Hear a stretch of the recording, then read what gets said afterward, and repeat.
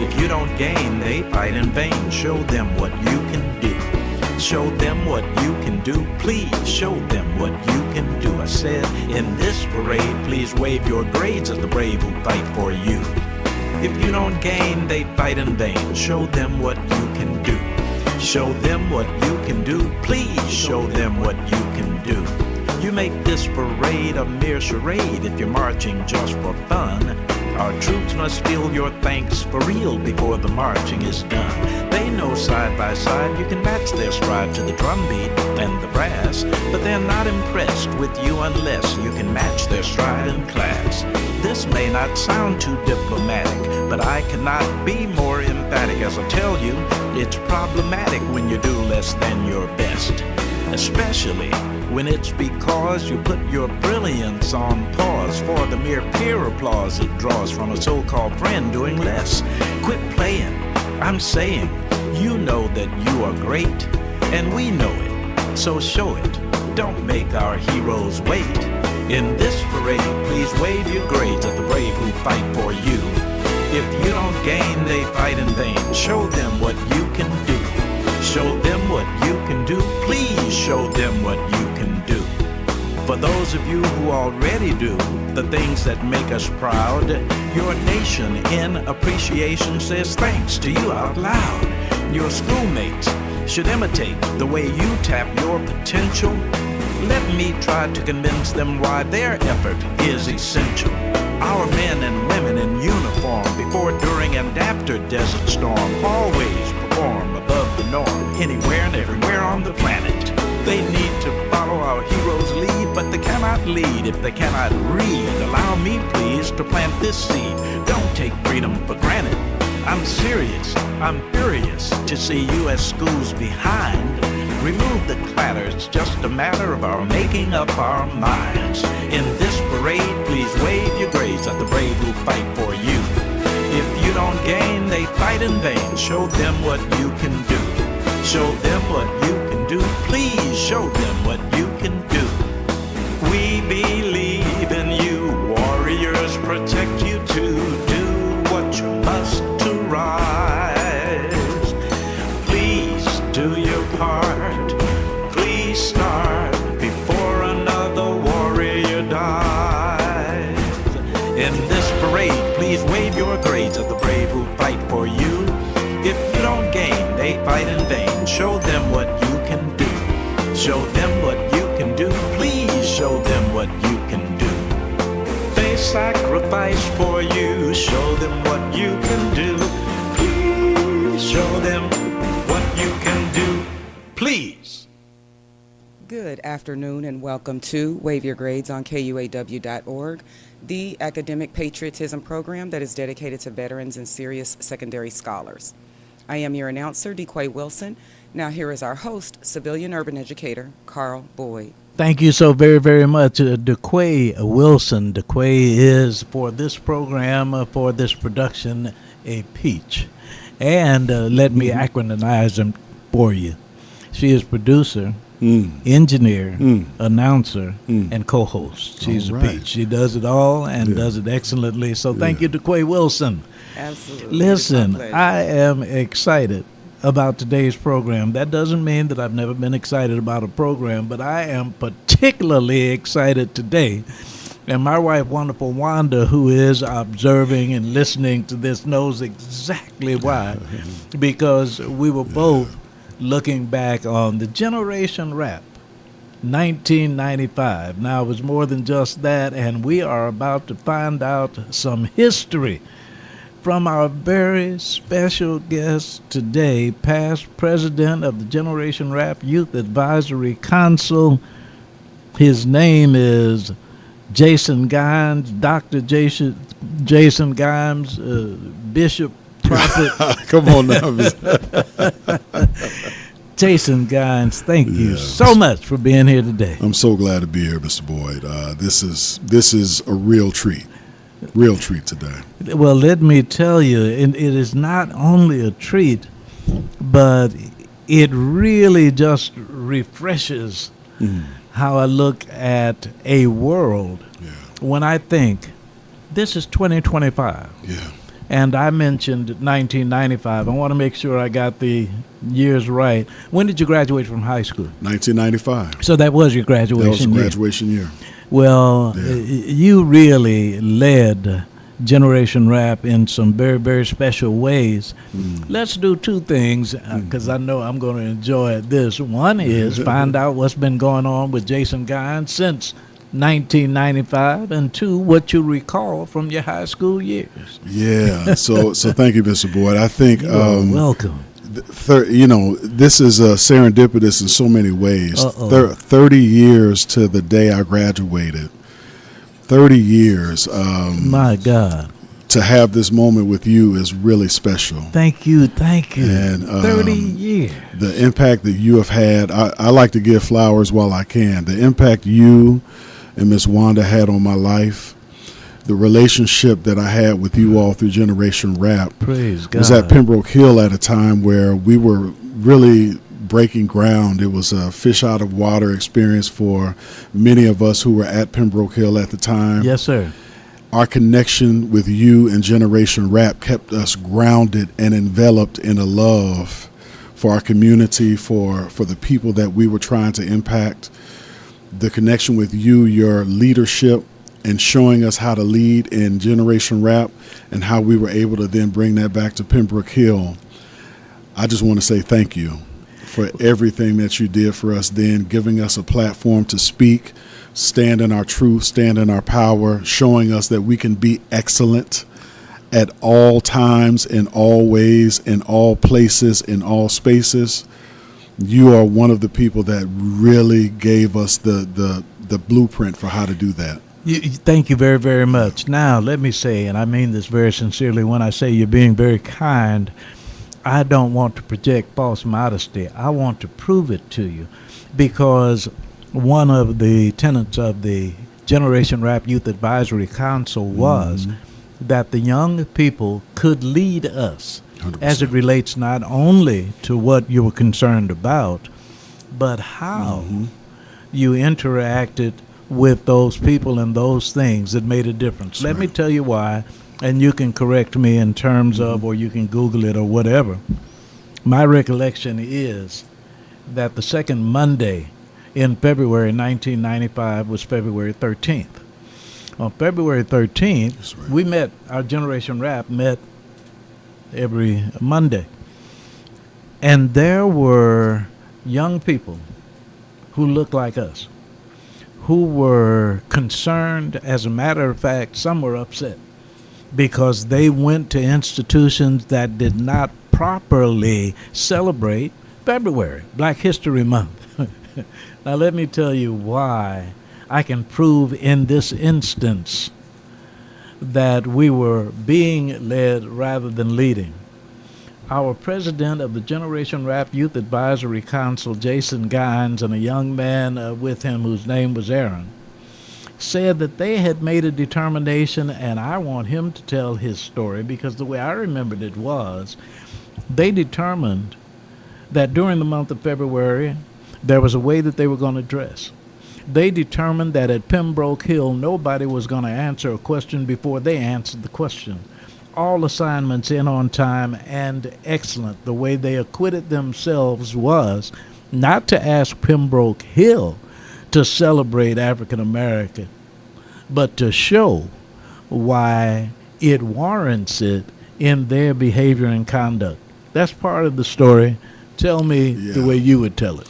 So as a part of what you had sort of set a framework, we knew that we had to walk in excellence, but not do it in a way that we would besmirch or lessen or diminish who our legacy and who we were standing on the shoulders of, right? So we understood and knew that we could not just walk out and protest or do something that would diminish what we were actually trying to get accomplished and diminish those who came before us. And so what we decided was we would put on our Sunday best, with our Sunday best. So we had on our shirts and ties every single day. We sat in the front row of every single class. We came prepared, so we not only read the primary material, we read the secondary material and the material that they were citing. We were prepared and ready, and we we flowed with a level of excellence. Not that we didn't do it on a regular basis, but this was a demonstrated performance to say, you will not ignore us. You would not ignore where we come from. You would not ignore where we celebrate. You won't ignore the excellence that you see before you. And we did that for an entire month. And after that, we begin to see small changes in the direction of, we better celebrate this, or these folks are going to put us in a place where we have to acknowledge that we've missed something. Yes, sir. So that was the month, and we got all the African-American students to participate in it that month. And then we had a program at the end of that month. First program, to my knowledge, within the pantheon of Pembroke Hill, which had been established since 1910, where we honored African-American figures, right? My God. And talked about why we did what we did throughout the month. So it was one of the defining moments of leadership that I've ever had. Well, let me just say, and DeQuay, you can see me grinning, because in that report, not one time did he say, Mr. Boyd, we did what you told us to do. No.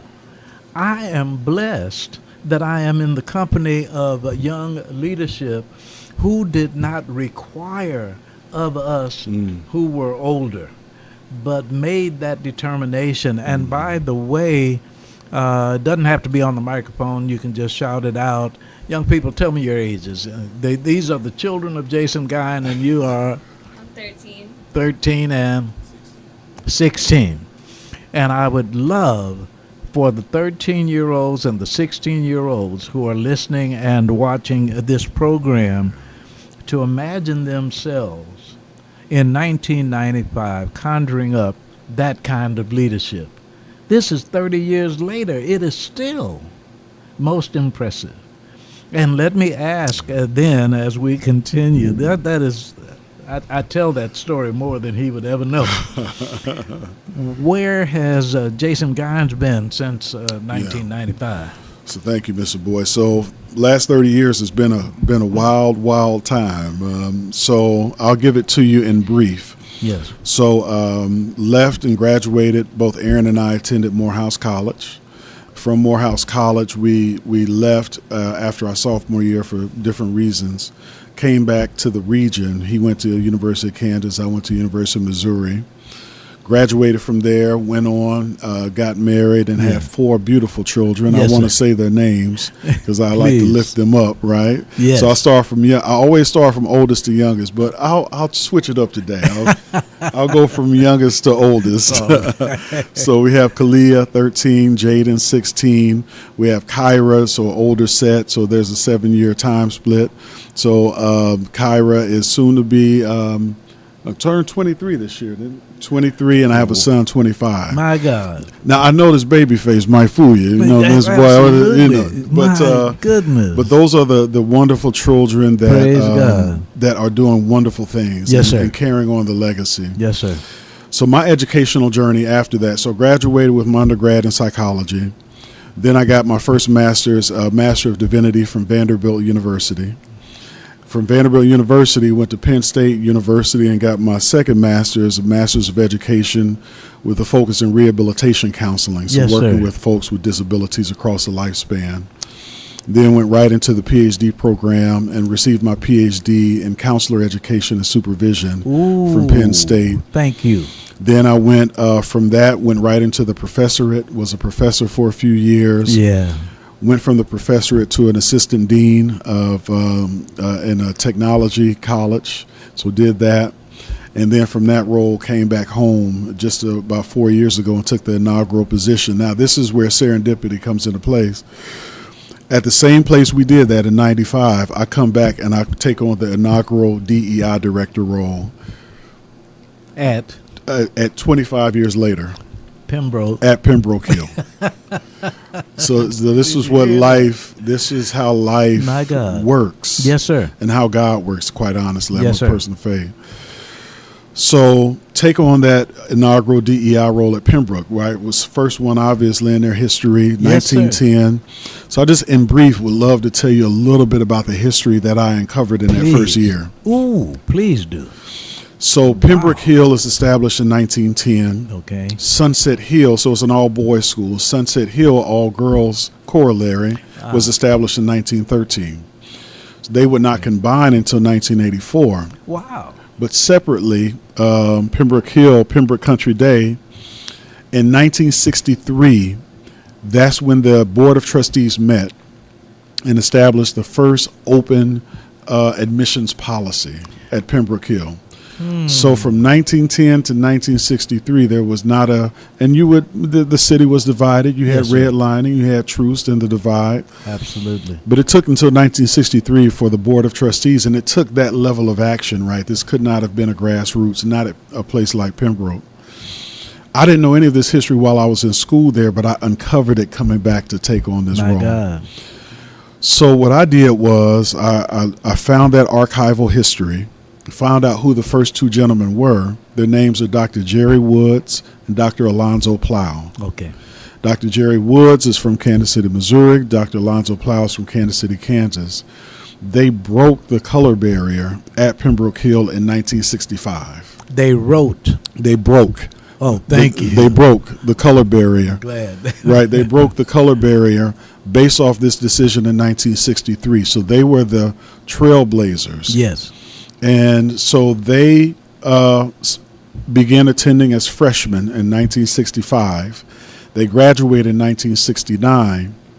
Dr. Jerry Woods goes on to then be the first African American to be on the board some 20 years later.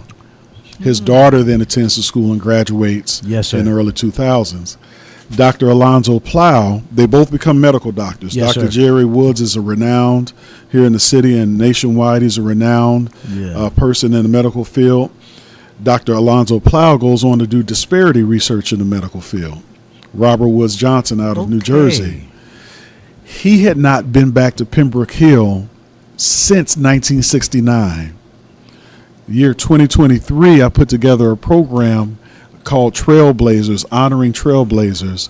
We brought Jerry Woods and Alonzo Plow back for the Pembroke Hill community to reckon with that history. Now, my God, think about this.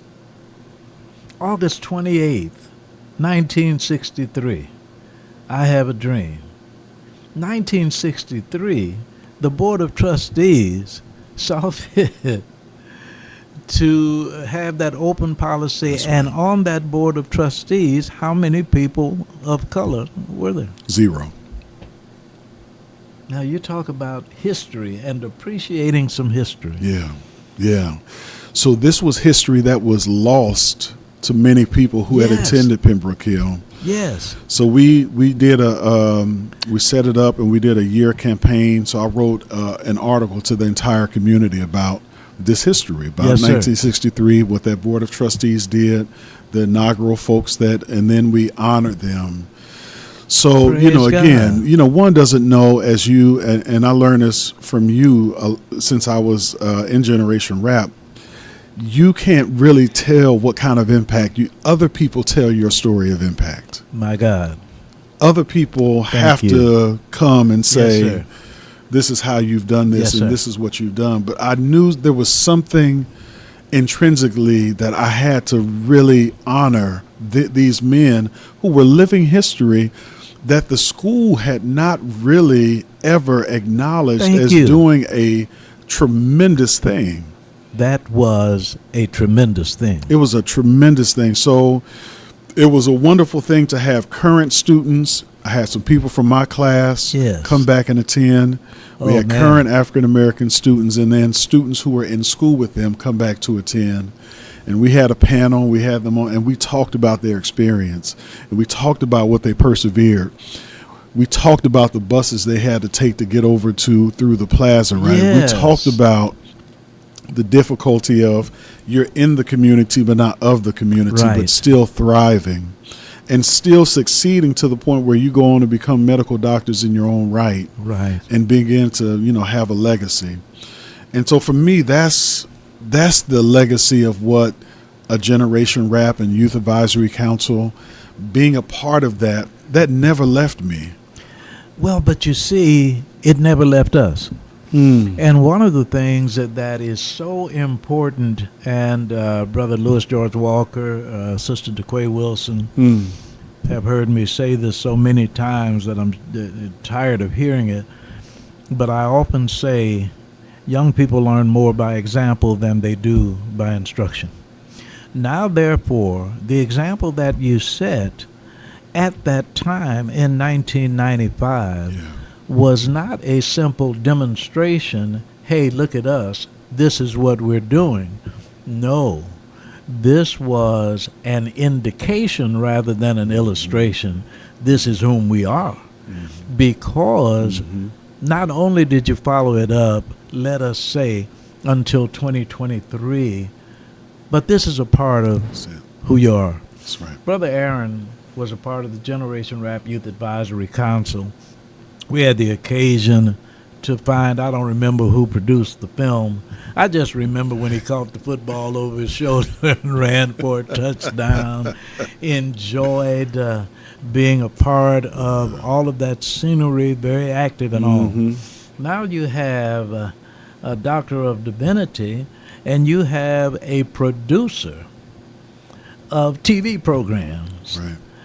And the excellence shows and flows in each way. How would you characterize your relationship with Brother Aaron and how it has panned out over the years? Yeah, no. So Aaron and I, so we, for my KCK folks, we both grew up. Our parents were part of Pleasant Green Baptist Church in Kansas City, Kansas. And so we shared the same nursery. We ended up going to the same high school. We ended up going to the same college. Yes. We have done life together. Yes. Truly done life together. And what I would say is that what never left he and I was servant leadership. I think this is where this is what we both think about when we think about leadership, is a servant leadership, someone who comes with a level of humility that understands it's not about us, it's about everybody we're serving. It's about what they need. Another thing I think we both carry with us, we just talked about this recently, is we never do things for individuals, we do it with them. Thank you. And it's a stark difference. My God. It's a please. It's a disposition of togetherness that we both understand, right? And so we both joke about this, but we used to sing the Kwanzaa songs, yes, right? Sir. And we talked about all the different principles, and one of the ones we talk about all the time is Kuji Chagula, self-determination. And so, in both of our pursuits, self-determination has been a cornerstone of what we've tried to do. So, he in Hollywood, right, keeping that same humility, and he's around people who don't keep that same humility. Yes, who I can who imagine. are driven by ego. Yes, sir. But Aaron is the same today, and I I'm can say this telling with full honesty. Yes. He is the same today as he was as we were kids growing up in KCMO, KCK. Yes, sir. He carries that same humility with him. Thank you. And even though he's accomplished phenomenal things, right? But it's something that is born out of our experiences. We are an accumulation of everything we've been through, everything we've overcome, everything we've seen and been through. And so I think in part our view of leadership comes from that sort of humble place, right? And so I'm proud to say I'm from Kansas City. He's proud to say he's from KCK. Thank you. We're proud to say that we come from parents who worked hard, who made sacrifices for us. Yes. We're proud to say that we were part of Generation Rap and had a Carl Boyd who looked at us and saw more in us than we can see in ourselves in the moment.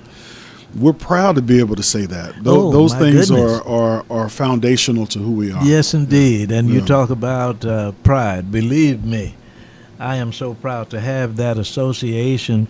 Would you name just a couple of things, and it might have been before we came on, or perhaps you mentioned afterwards, but a couple of things with which Aaron is affiliated on the West Coast? Yes. So many of you know, if you look at, you watch the SWAT program, he is the executive producer and creator of SWAT.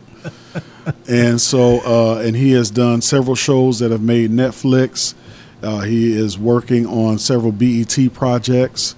he is in the vanguard of producers and writers in the whole of Hollywood. I mean, I want to say something very specifically here. I'm not Black Hollywood. He is in the vanguard of all of Hollywood. thank you.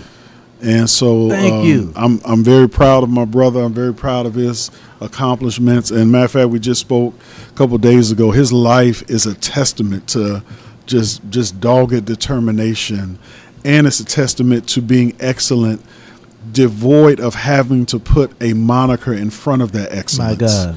He's not just Midwest excellent. He's not just Black. He is excellence personified. This is how we think. Absolutely. And so I think Clearly. and so I think, he is we're all proud of him. And from please, from this place. let me tell you that his creative juices flowed while he was in high school. 100%. And as it relates to being able to visualize a production, when he was in high school, he had that kind 100%. We were running around the city doing all kind of movies for Aaron. I mean, it was just remarkable. Yeah. But all of that was just mentioned, if we were at Nisi's restaurant and he walked in, nobody would jump up and say, hey, you wouldn't even know who he 100%. was because of his humility. But when his credits began to flow, Yes. then we look around and say, you had something to do with, and oftentimes, Brother Walker, it wasn't had something to do with, but created. 100%. 100%. And to be able to look back at someone who were in their high school years and to think that we might have the audacity to predict that these are going to be successful young men. My God, what kind of credibility does that give us to say that we know you? 100%. Before we go to our mid-program break, I'm going to ask Brother Louis George Walker to let everybody know how everybody can look at KUAW.org. All right. Thank you. Thank you, Carl. I'm glad to be here with you today and hearing some great information. Oh, man. You're listening to this show. This is the Wave Your Grade show on KUAW Radio, Kansas City's global community radio station. You can pick us up live on the YouTube channel right now and on Twitch. You can also pick us up on Facebook. You can pick us up on Get Me Radio, the online radio bot, My Tuner, and TuneIn app. If you have that, audio is on there. Also, if you have a smart speaker of Google or Amazon, just tell it to play KUAW and we'll pop up on that. We're all around the city. We're also broadcast with KOJH, Kansas City's original jazz house located at 18th and Highland. So we would love to hear from you. If you like this show or other shows, please contact KUAW and let us know that we're doing a good job. Thank you. Thank you so very, very much. Louis George Walker, by the way, is the founder of KUAW.org, has been doing this for a while.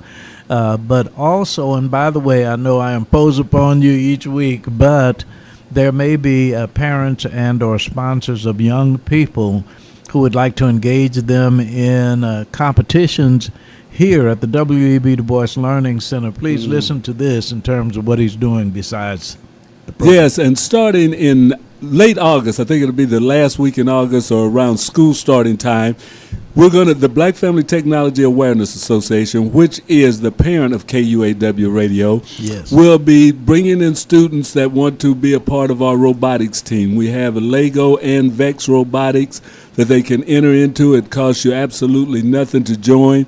And after that program is done in the first semester, we have a drone program so kids can learn how to fly drones and work towards getting licensed as a certified drone pilot if you're 16 years old or older. But we take kids in from 9 years old to 18 to be part of either the robotics team and to go into the drone program. My God, thank you so very, very much. And here is your announcer, DeQuay Wilson. Reminding our 7th through 12th grade students that you can win a monetary award from our sponsoring organization. Yes, we do say organization. on purpose, with purpose. Stutes for Boots. Your essay title will be Heroes You Know You Didn't Know Were Heroes. Your contents will identify a veteran at your school who can be absolutely anyone, coach, teacher, cafeteria worker, absolutely anyone. If your essay is chosen and submitted by an adult who gives you permission to read it on this Waive Your Grades program, you will be awarded a monetary prize. Please send entry or inquiry to academicpatriotism@gmail.com. That is academicpatriotism@gmail.com. Now back to our host, Carl Boyd. Thank you so very, very much, DeQuay Wilson. It is a program that honors veterans. I am a civilian. My oldest brother, Herbert William Boyd Jr., was a Marine. Next to him was an airman. And next to him was a soldier in the Army. And the three of my brothers made it possible for me to be the first in our family to graduate from college. So I feel that I owe them the best that I can offer. And I am suggesting to young people, we are asking American students to strive for excellence in honor of our troops.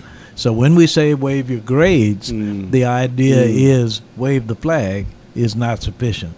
Waive your grades, waive your community service, waive your leadership, waive the best of you, as you and Darren have done. I don't know if you have military in your family, but we do seek to honor.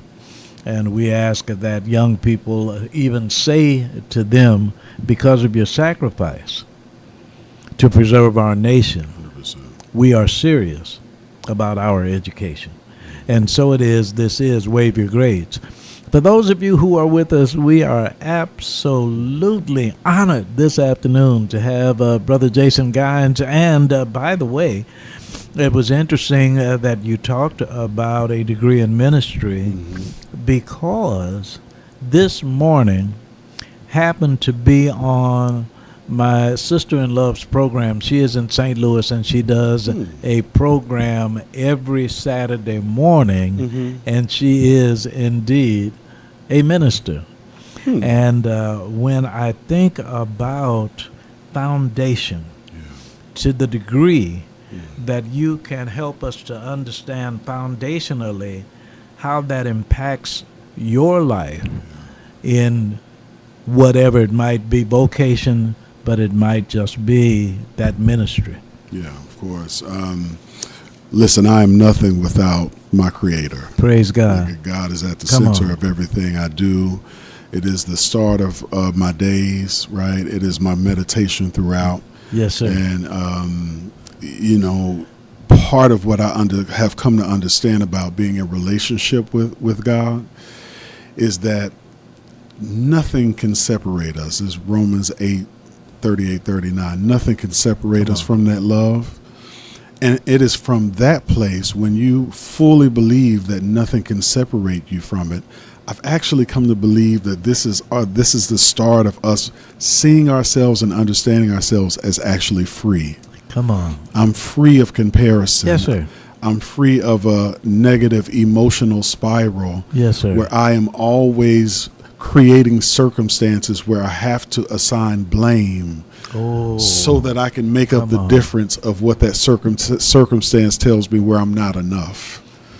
But when I fully believe that I am unconditionally and fully loved every second of every day, I have no need to be in that comparative space. I have no need to be on a spiral where I'm creating these sort of false narratives Yes, sir. about my day-to-day life. My God. Where I have to be pointing to things to either give me meaning or to have meaning over and against where I think I'm not enough. My love of God has made me intrinsically convinced that every second of every day I am enough. And that then I need not take the things that are happening around me personally. Come on. Right? Because there is a barrier that always exists of love that's always keeping me enveloped and wrapped in purpose and wrapped in meaning Yes, and sir. wrapped in the things Yes, sir. that matter.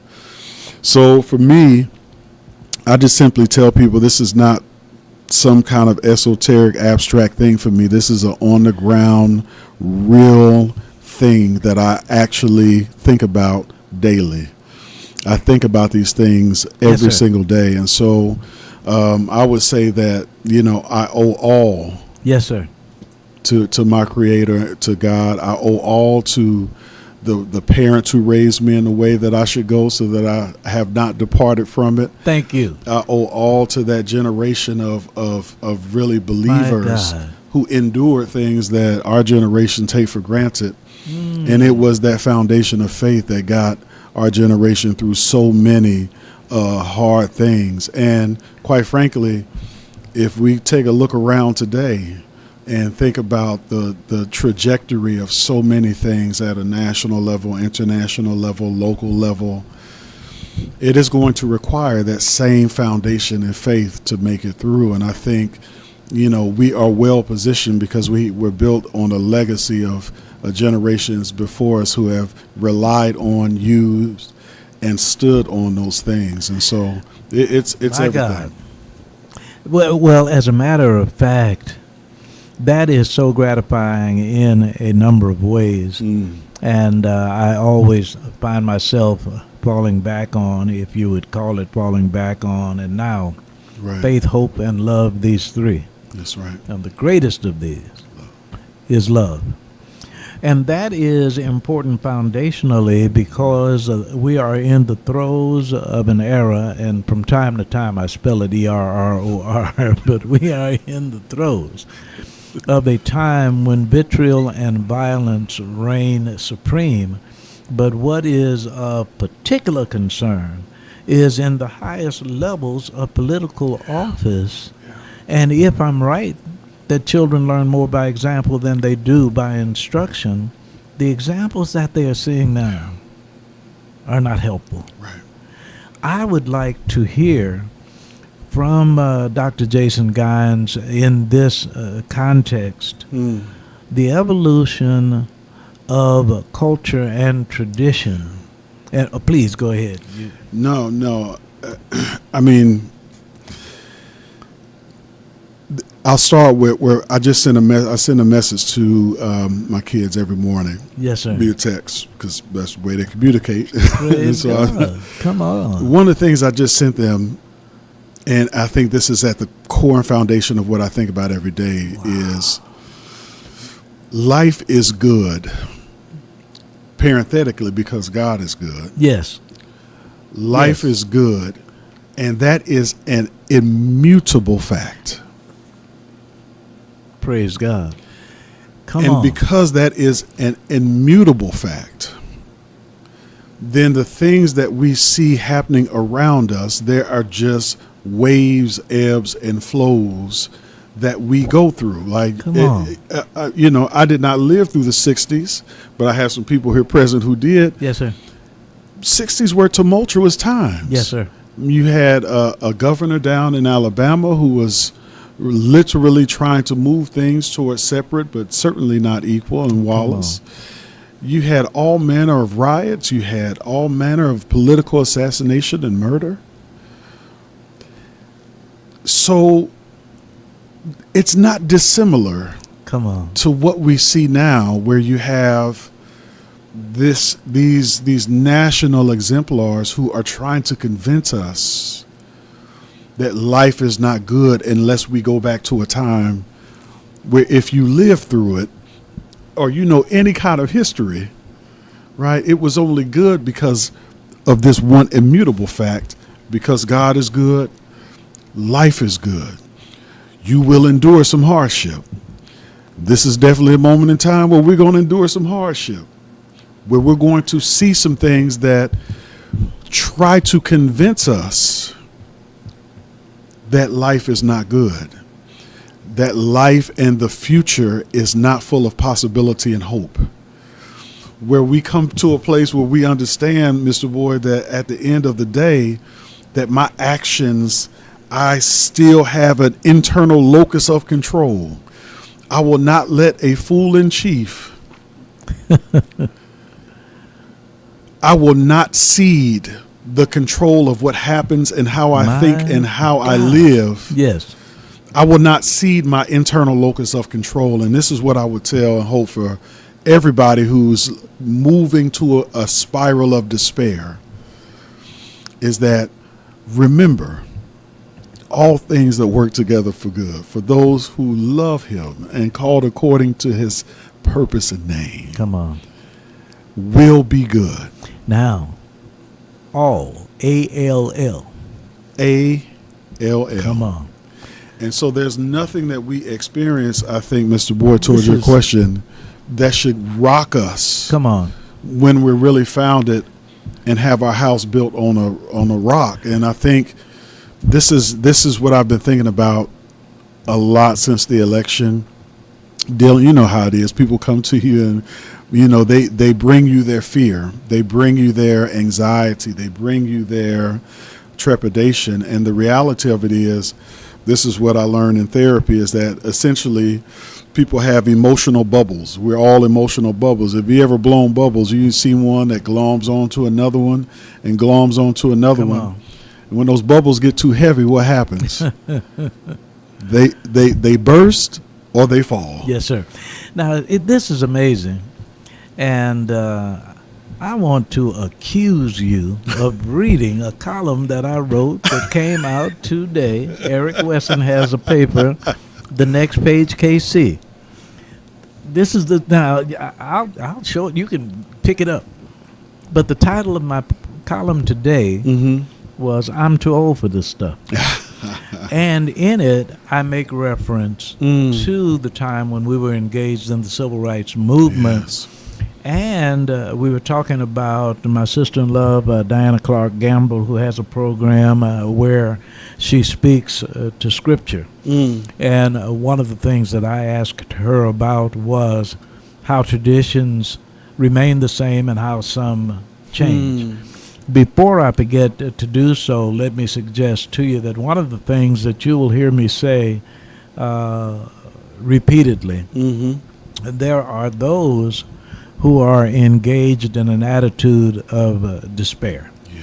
And if it gets to a point where I might offer some words, allow me to offer, if my people who are called by my name would humble themselves and pray and seek my face and turn from their wicked ways, then will I hear from heaven. Then will I forgive their sins. Yeah. Then will I heal the land. Yeah. If I can embrace that, if I can wear that, if I can live by that, it's going to be very difficult for you to convince me that conditions today are going to have me wallowing in despair. Oh, no.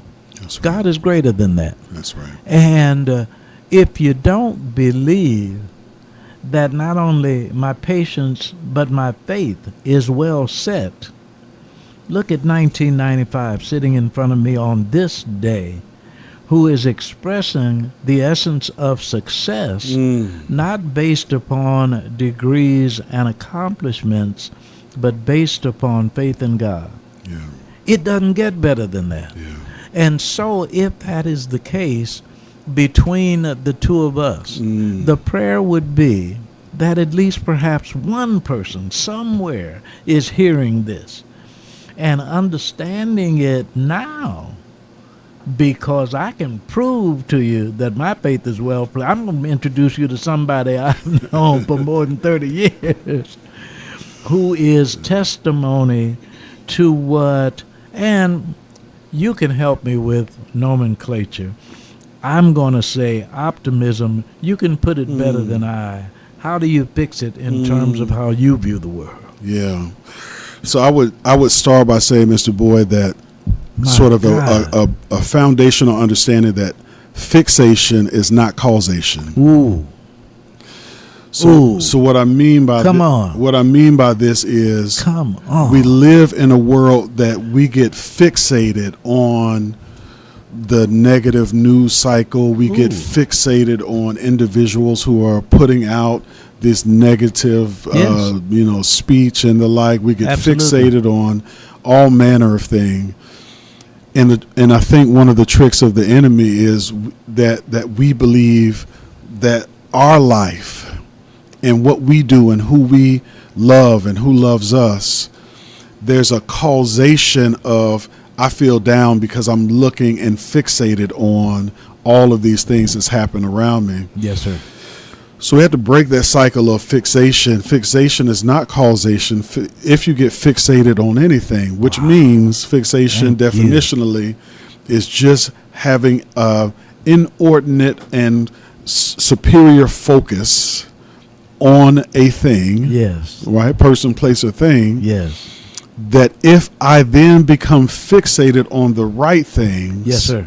Right? If I can't break the cycle where fixation is my causation, then I just need to shift my fixation on the right things. And Praise God. and it simply comes down to this. I would say it is what we have learned since kindergarten. Input, output. Come on. What I put in generally is what I'm going to produce. Thank you. So that if Thank I you. understand places of what I'm inputting in, and so how I can, who I'm listening to, how long I'm listening to it, if I'm finding that that is becoming causal for how I then wake up and walk through different experiences in my life, the things that my relationships, the core people in my sphere of influence, Thank you. people on my job, people in my neighborhood, people at my church, when I begin, it's real easy to begin to discern where someone is fixated. It typically happens within first 5 or 10 minutes of the interaction. My God. Right?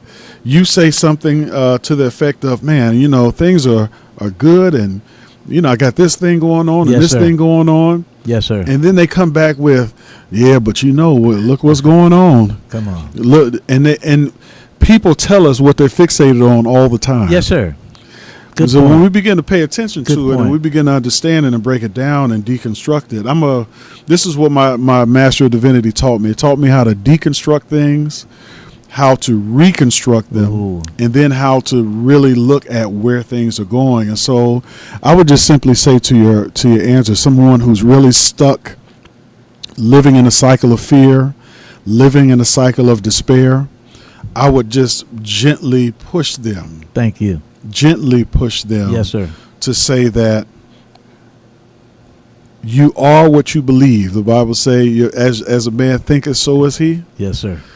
So I would Yes, say sir. that how you're formulating thoughts, whatever is causal for you, whatever you're consuming, whether it be your social media feed, which we know news work on algorithms Yes. that give you exactly what you need. If Come you on want to be now. fed negativity, Come just on. open up your phone and it will feed you exactly what Ooh, you're looking for. Say that.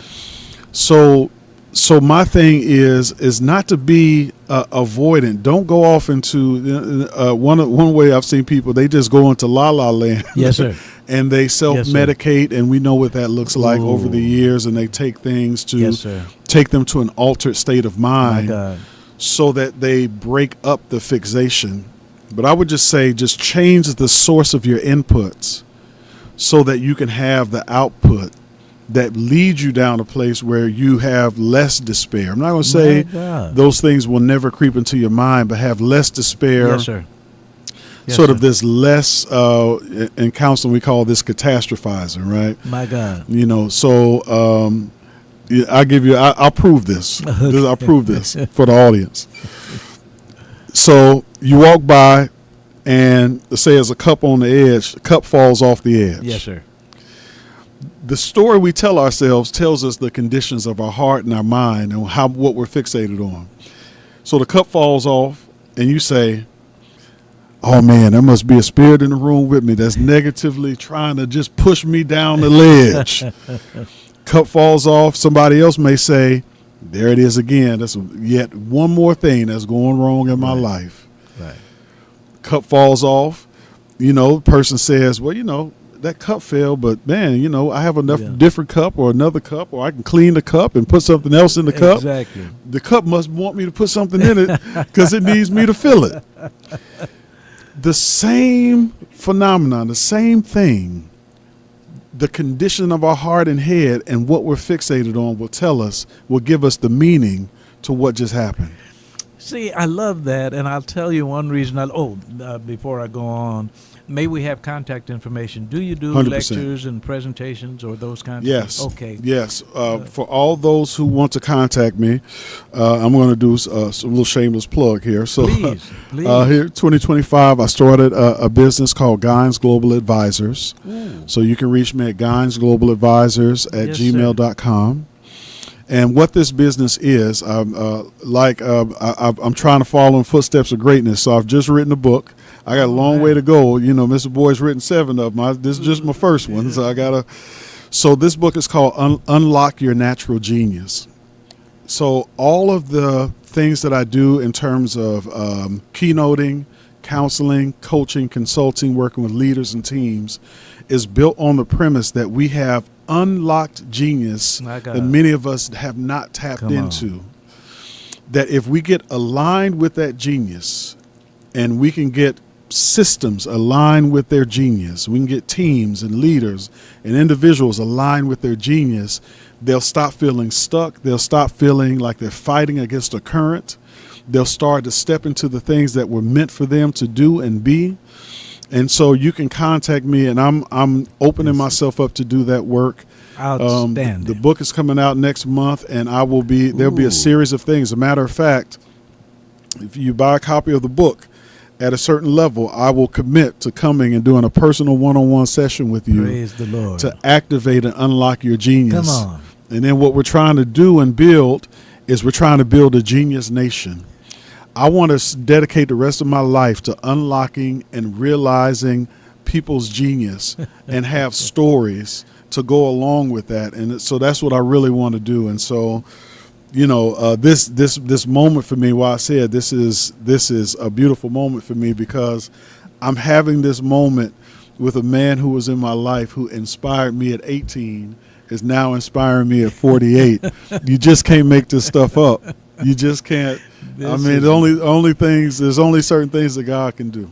This is my inspiration, and that's a blessing. I'm not just saying this, but at my age, how important and how wonderful it is to be inspired, because there are some who are octogenarians who would suggest, well, I cannot engage, but this helps me to know. Here's an example. This gentleman said that he's writing his first book, and he complimented me because I've written 7. My response to that is, I have written 7 books. You are 10 books. So that what I have put down on paper does not matter to the degree that someone can hold on to you in your walk as you produce that first book and all those coming after it. And did you give us that contact information? And that information again is? So Guines Global Advisors at gmail.com. You can reach me by that. You can also reach me at getaligned.com. It's a website that will lead you directly to my information. When you go to both of those websites, or you can email directly at guinesglobaladvisors.com. So there is a form on there that you can fill out. It comes straight to me. I will consume it, and I won't give my number just yet. You know, I don't know how far the reach is. You know, we got to be careful with that these days. But those are ways that you can reach me, and I'm looking forward to that, and I just look forward to doing that work. Well, really quick, can you repeat the second website, and then also, if some of our listeners are interested in maybe pre-ordering your book, let us know if that's a possibility. Yeah. So. Right now, you can pre-order the book on guinesglobaladvisors.com and getaligned.com. And you can pre-order the book at both of those websites. And then the book will be available as it gets released on all platforms, Amazon, anywhere you can buy a book, the book will be. And so I'm excited about seeing what God wants to do with this book. And I just believe that we live in a time and in a moment where we know that certain systems, both educational systems, work systems, community systems, are not always built to reflect back to our young people their genius. Thank you. Oh, that's so important. But what would happen if we begin to reflect genius back into our kids?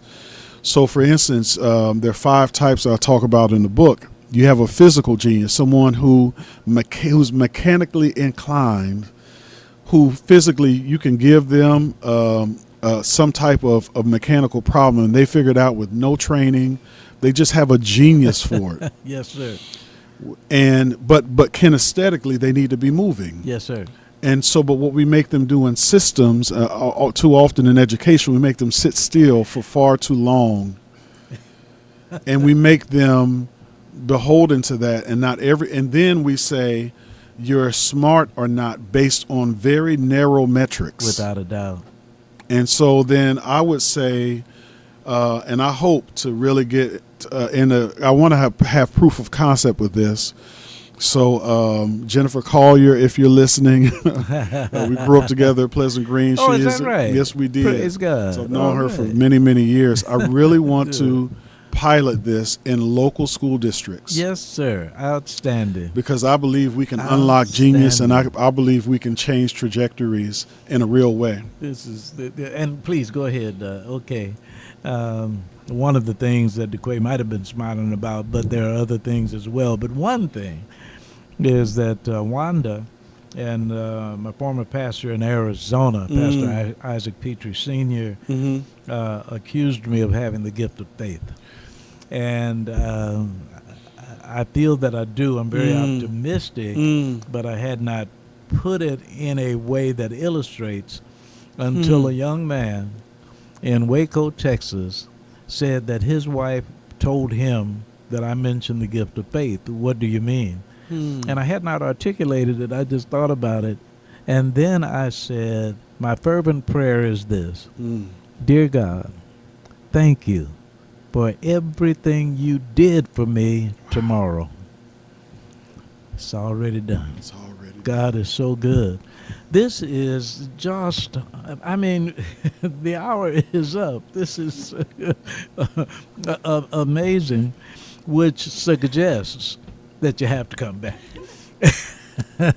Of course. This is anytime. So as we come, if Brother Walker or DeQuay, if you have anything, now would be the time.